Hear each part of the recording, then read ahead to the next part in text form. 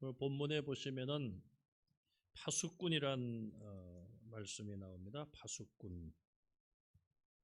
파수꾼이 뭔가 하면은 영어에 보니까 워치타워 그렇게 나와 있습니다. 워치타워 이렇게 높게 세워놓고 거기서 이렇게 보는 멀리 보는 그게 파수대라고 하죠.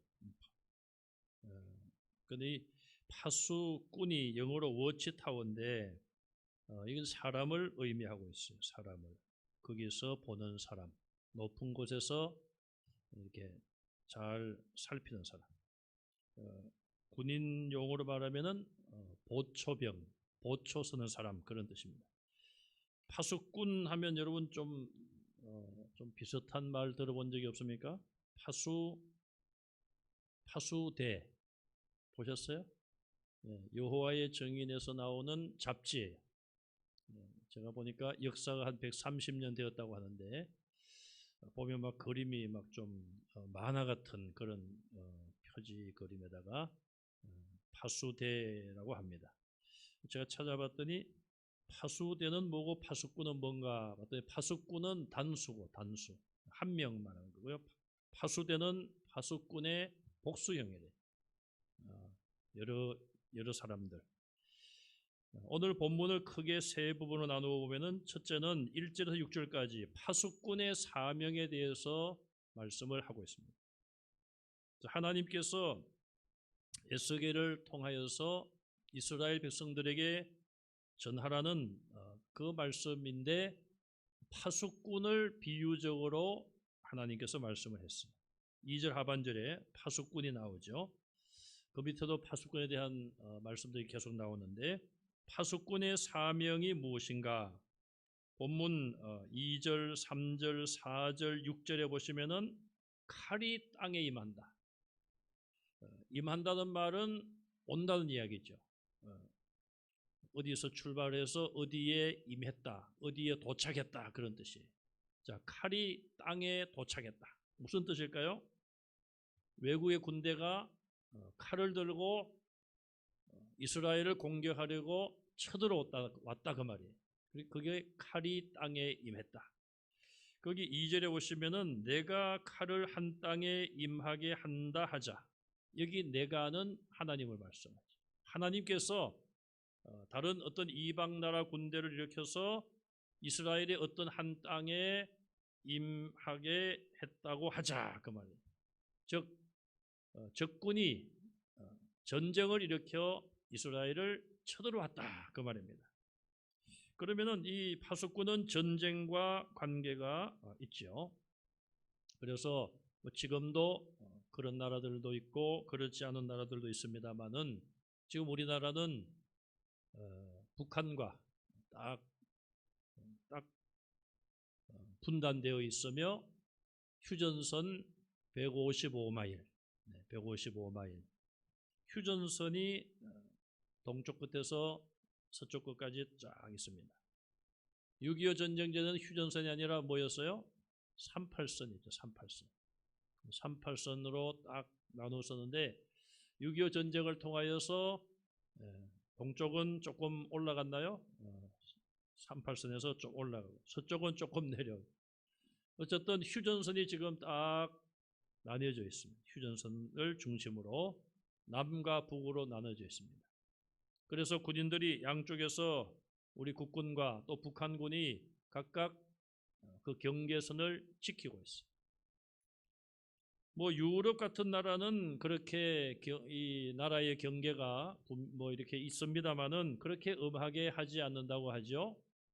그러나 서로 민주주의와 공산주의 대표적인 게 우리나라라고 볼 수 있어요. 참 불행하죠. 같은 민족인데 딱 이렇게 총을 맞대고 있습니다. 그리고 보초도 쓰죠. 보초 불침범이라고 해서 뭐 2시간, 3시간 이렇게 간격을 해서 서로 교대를 하면서 그렇게 밤새도록 부대를 지키고 또 군인들이 잠을 자는 그 내부반을 지키고 보초병들이 보초를 서는 거예요. 자, 이 파수꾼이 바로 그 보초를 서는 역할을 하는 사람들을 파수꾼으로 부르고 있습니다. 특히 이 본문에 나온 이 파수꾼은 높은 그런 대를 만들어 가지고 망을 본다고 그러죠. 높은 그런 대를 만들고 거기 올라가서 멀리 보는 거예요. 그러면은 혹시 다른 나라가 우리나라를 공격해 오지 않나 그걸 늘 살피는 거예요. 그래서 만약에 이상한 기미가 보이고 뭐 이렇게 군인들이 오는 것 같으면은 나팔을 빨리 불어야 돼. 오늘 본문에는 나팔을 부는 것으로 나와 있죠. 우리나라 같은 경우에는 옛날에 그 봉화를 올린다고 그러죠. 불을 피워가지고 적이 옵니다. 그렇게 연기를 높이 이제 불을 피워서 연기를 높이 올리면은 멀리서 이제 보고 군인들이 그걸 보고 적이 쳐들어온다. 그래서 뭐 백성들은 피신을 가게 하고 군인들은 이제 전쟁을 준비하죠. 자, 그래서 이 파수꾼의 사명이 굉장히 중요한 것을 우리에게 말씀하고 있어요.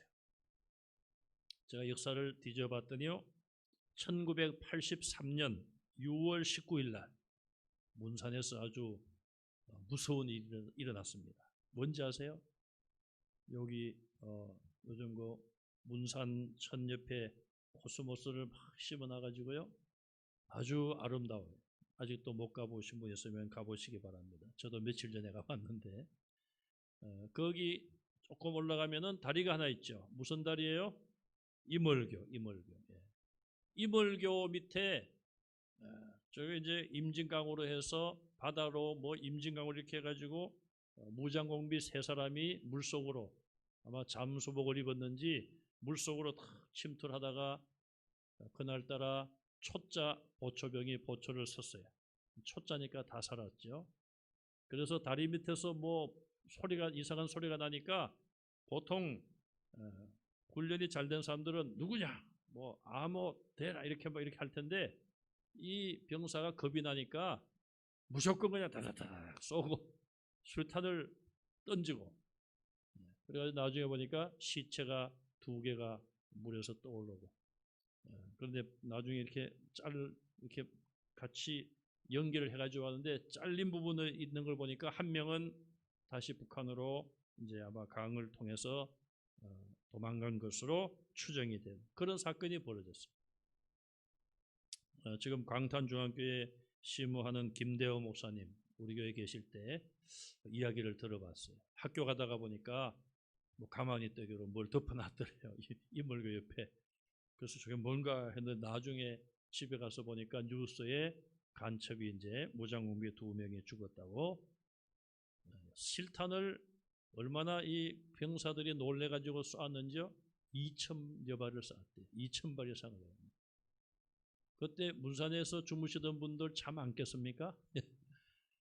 그 뚫렸으면은 뭐 무슨 일을 할지 무장공비들이 그렇게 와가지고 말이에요. 잡기를 잘했죠. 그래서 이 보초의 이 파수꾼의 사명이 이만큼 중요합니다. 옛날에 또 여기 김신조 일당이 또 왔지 않습니까? 북한에서 그 겨울에 1월 21일인가요?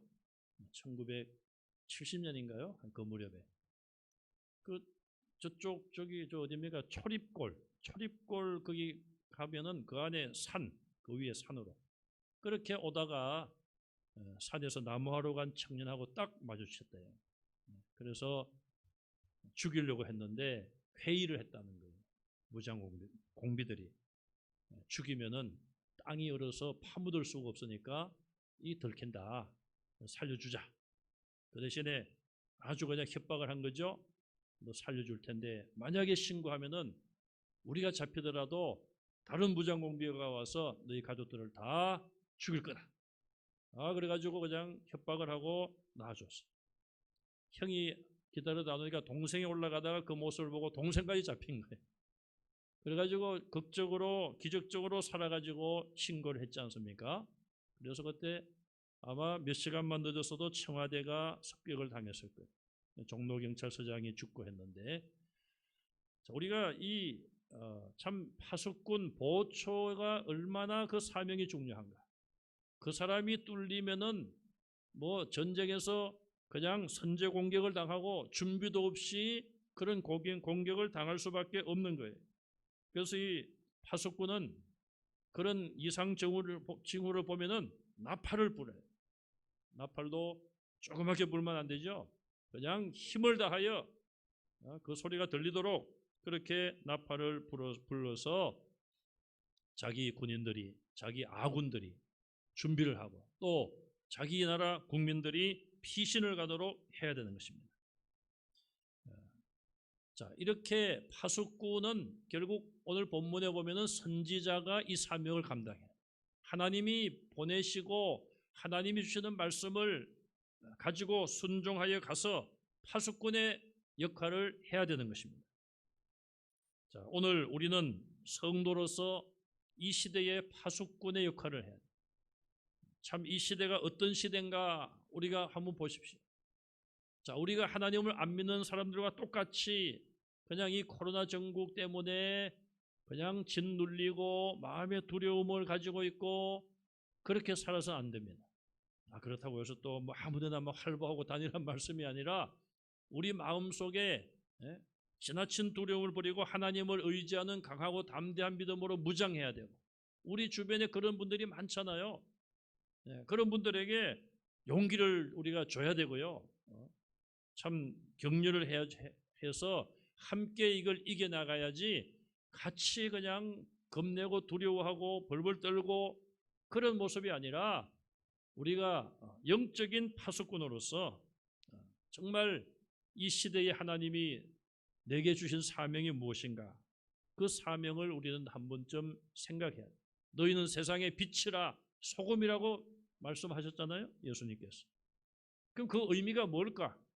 내가 오늘까지 빛으로 소금으로 이 세상 속에 살아왔는지 우리가 우리 자신들을 돌아보고 오늘 본문의 말씀 파수꾼 정말 나팔을 불 때 불어야 되는 것이 파수꾼의 사명 아니겠습니까?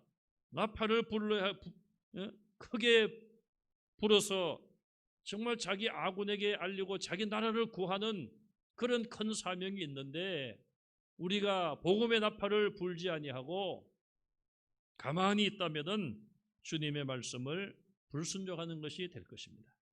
두 번째로 7절에서 9절에 보시면은 하나님께서 이 에스겔에게 너는 이스라엘의 파수꾼이다 그렇게 말씀을 하고 있습니다. 하나님께서 에스겔을 이스라엘의 파수꾼으로 세우셨습니다. 그리고 7절에 보시면은 하나님의 입의 말씀을 그가 듣고 하나님을 대신하여 이스라엘에게 경고하라고 말씀하고 있어요. 선지자는 자기의 생각이나 자기 말을 전하는 자가 아니라 하나님의 말씀. 하나님께 입이 어디 있습니까? 이해하기 쉽도록 하나님의 입에서 나오는 말씀, 하나님이 주시는 그 말씀 그대로 하나님을 대신하여 가서 전하라. 그렇게 명령을 하고 계십니다. 영적인 파수꾼의 사명은 하나님의 말씀을 내가 듣고 하나님을 대신하여 가서 전하는 거예요. 예수님께서 제자들에게 너희는 모든 민족에게 가라. 모든 족속으로 제자를 삼으라. 땅끝까지 이르러 내 증인이 되라고 분명히 말씀하셨어요. 에스겔은 악한 자에게 가서 악한 자여 내가 반드시 죽을 것이다. 그렇게 말하며 너는 그에게 악한 길을 단념하라. 목소리를 높여 그렇게 강권하라. 그렇게 하지 않으면 그 악한 자는 자기 죄악 때문에 죽을 것이다. 그러나 나는 그의 피를 너의 탓으로 돌리지 않겠다. 그렇게 에스겔에게 말씀하고 있어요. 자, 이 에스겔의 사명은 무엇입니까? 죄인들에게 가서 회개하고 하나님께 돌아오라. 목소리를 높여 하라는 거예요. 그냥 두려움으로 억지로 그렇게 하지 말고 담대하게 분명하게 구원의 메시지를 전하라는 것입니다. 그러면은 그가 너의 말을 듣고 회개하지 아니하여 죽는다 하더라도 너에게 책임을 묻지 않겠다. 그렇게 에스겔에게 말씀을 하고 있습니다. 선지자가 가서 하나님 말씀을 간절하게 담대히 증거하고 회개를 촉구하면 만약에 그들이 듣고 돌아오면 그들이 죽지 않고 살 것입니다. 에스겔은 그 사명을 다 감당했음에도 불구하고 이스라엘 백성들이 돌아오지 아니하면 그 책임은 이스라엘 백성들 각자에게 있는 것이지 에스겔에게 있는 것이 아님을 분명히 밝히고 있는 거예요. 그러므로 에스겔 선지자가 해야 될 일은 그가 순종하여 가서 말씀을 전하는 것입니다. 우린 요나를 통하여서 하나님의 말씀에 순종하고 불순종하는 것이 얼마나 큰 차이가 있는지를 알고 있습니다. 처음에는 그가 불순종하여 다른 길로 갔습니다. 처음에는 도망가는 배를 잘 만나서 순적하게 자기 계획대로 되는 것 같았지만 그 배가 풍랑을 만나 배가 다 거의 부서지고 많은 사람이 다 죽을 그런 지경까지 이르게 된 것 아닙니까? 하나님의 말씀에 불순종하면 결국 그렇게 되고 마는 것이죠. 하나님이 우리에게 주신 사명이 무엇인가? 우린 그 사명을 깨닫고 그 사명을 감당해야 돼요. 신학교 가보면요, 연세가 지긋한 분들이 와서 공부를 해요. 40대도 있을 뿐 아니라 저는 20대에 가서 공부를 했는데 아주 다양해요. 20대뿐 아니라 30대, 40대, 50대까지 있더라고요. 50대. 제가 아는 분도 목사 안수 받고 졸업하고 얼마 안 돼서 졸업하고 이제 2년 되면 목사 안수 받죠. 뭐 한 10년 정도 하시다가 은퇴한 분도 계시고요. 연세가 많으니까 60 거의 다 돼서 목사가 되신 분도 계시고, 그분들의 이야기를 들어보면 하나님께서 젊어서 부르신 분들도 꽤 있어요. 그래서 신학교를 갔다가 또 그만두고 세상길로 갔다가 여러 가지 사업을 하고 여러 가지 직업을 전전하다가 결국 마지막에 신학교 와서 공부하고 목사가 된 분들이 꽤 있습니다. 자, 우리는 하나님이 우리에게 꼭 목사라든지 그런 것만이 아니라 정말 성도로서 이 세상의 하나님의 자녀로서 안 믿는 자들에게 빛과 소금의 사명을 감당하고 선한 열매, 성령의 열매를 맺는 또 전도자의 사명, 이거는 우리 모두에게 주신 것 아닙니까? 전도자의 사명은. 우리나라에도 보면은 목사 안수 받은 분들만 선교사로 온 게 아니에요. 평신도들도 선교사로 왔어요. 그래서 의사, 간호사 이런 분들이 그 청춘의 꿈을 다 포기하고 정말 그 당시에 조선이라는 이 작은 나라, 뭐 이름도 세계적으로 잘 몰랐던 그런 나라를 그들이 찾아와서 청춘을 다 여기다가 쏟았습니다. 어떤 분들은 뭐 20대에 그냥 와서 병이 걸려가지고 일찍 돌아가신 분도 계시고, 참 그분들의 그런 사랑의 수고가 없었다면 그분들이 와서 사랑으로 섬겨주고 예수님의 사랑을 전하고 예수님의 이름을 전하지 아니했다면 오늘 우리나라가, 오늘 저와 여러분들이 믿음 생활을 할 수 없는 것이죠. 이처럼 우리의 믿음의 선진들이 주님이 주신 전도자의 사명을 감당하고자 신학을 공부한 것도 아닌데 평신도로 이 땅에 와서 헌신하고 참 복음을 위해서 수고한 분들이 있습니다.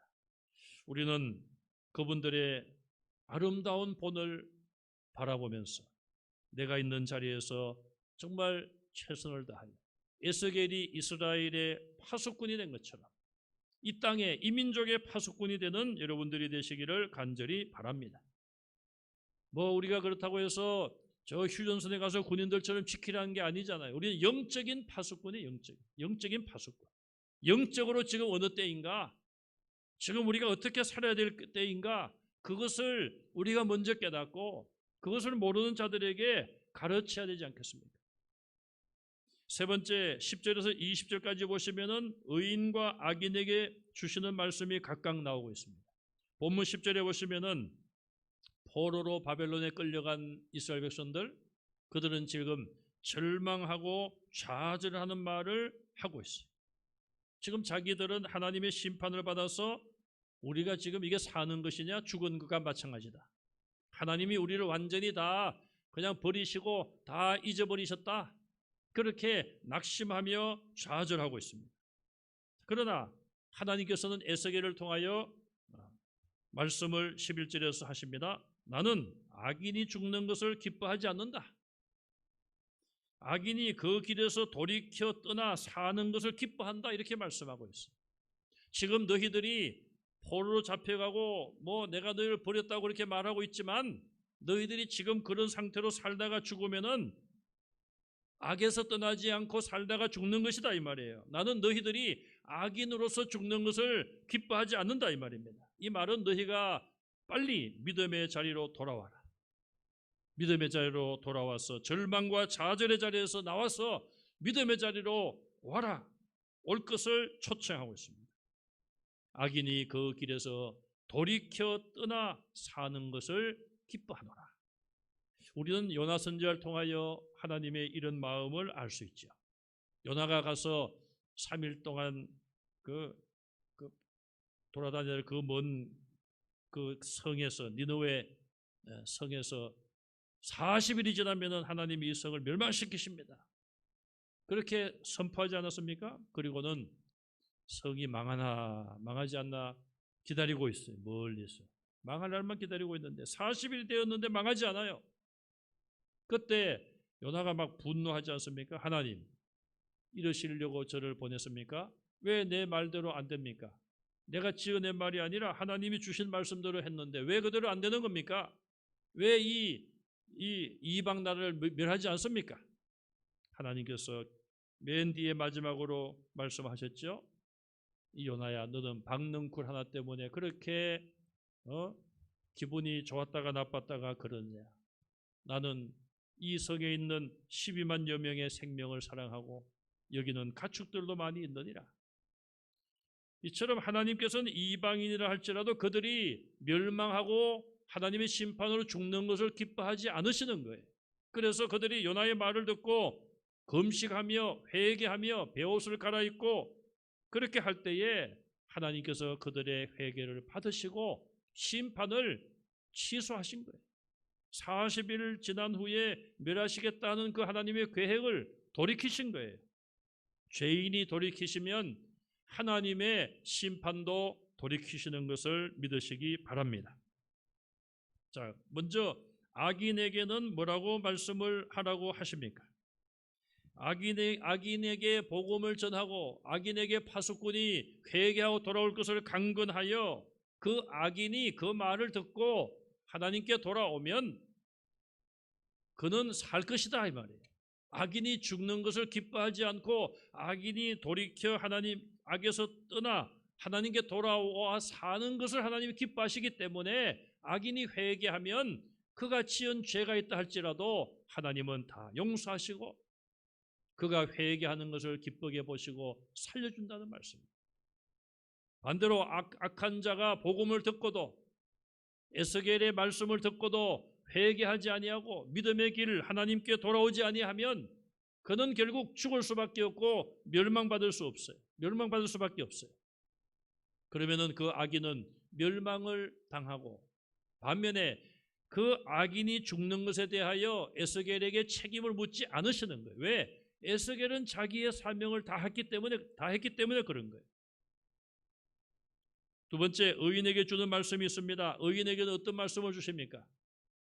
자, 의인이 지금까지 자기가 의롭고 선하고 공의롭게 살아왔다 할지라도 자기 공의를 스스로 믿고 13절에 보니까 자기 공의를 스스로 믿고 이 말은 무슨 이야기입니까? 내가 이 정도로 의롭게 살아왔으면 됐다. 자랑한다 이 말이죠. 그리고 죄악을 행하면 자기가 지금까지 공의롭고 선하게 살아온 것과는 다르게 죄를 행하게 되면 그동안 쌓아온 의로운 행위는 하나도 기억되지 아니한다. 하나님이 그것은 다 기억하시지 않고 그가 지은 죄 때문에 죽게 될 것이다. 이렇게 말씀을 하고 있습니다. 결국 에스겔 선지자가 하나님의 말씀을 전했을 때에 의인이든 악인이든 지금까지 어떻게 살아왔던지 간에 다시 말씀 앞에 무릎을 꿇고 경성하고 자기를 돌아보고 의인은 더 철저하게 회개하고 겸손하게 하나님 말씀에 무릎을 꿇으면 산다는 것이죠. 그렇게 하지 아니하고 자기가 지금까지 의롭고 선하게 살아온 것을 교만하게 자랑하고 악을 행하면은 그는 멸망받을 수밖에 없다는 것입니다. 악인은 지금까지 어떤 악을 행했다 할지라도 선지자의 말씀을 듣고 회개하고 하나님께로 돌이키면 하나님이 그를 용서해 주시고 그의 악은 기억하지 않으신다고 말씀을 하고 있습니다. 자, 오늘 이 본문 말씀을 통하여 우리는 다시 한번 정리해 보면 파수꾼의 사명이 굉장히 중요하다는 것을 우리는 다시 한번 인식해야 됩니다. 그리고 나는 이 시대에 파수꾼의 사명을 가지고 있는가?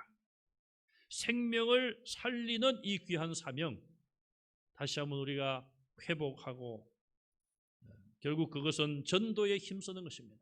지난 주일에도 제가 말씀을 드린 것처럼 참으로 전도하기 어려운 현실이에요. 그럼에도 불구하고 하나님께서는 때를 얻든지 못 얻든지 전도하라고 하셨습니다. 또 이런 어려운 때에 오히려 복음이 더 힘있게 전파될 수도 있습니다. 파수꾼의 사명은 사람을 죽일 수도 있고 살릴 수도 있다는 것이죠. 두 번째, 나팔을 불어라. 나팔을 불라. 파수꾼이 나라가 위기에 처했을 때에 나팔을 크게 불어서 모든 사람이 들을 수 있도록, 또 혹은 봉화를 피워서 그 불꽃, 그 연기를 사람들이 보고 전쟁을 준비할 수 있도록 복음의 나팔을 불어야 할 것입니다. 우리는 인간의 죽음에 대해서 누구에게나 말할 수 있어야 됩니다. 죽음을 두려워하는 자들에게 죽는 것으로 끝나는 것이 아니라 죽음 이후에 부활이 있고 부활 이후에 심판이 있으며 또 천국에서 지옥에서 영원히 살 수밖에 없다는 것을 전해야 됩니다.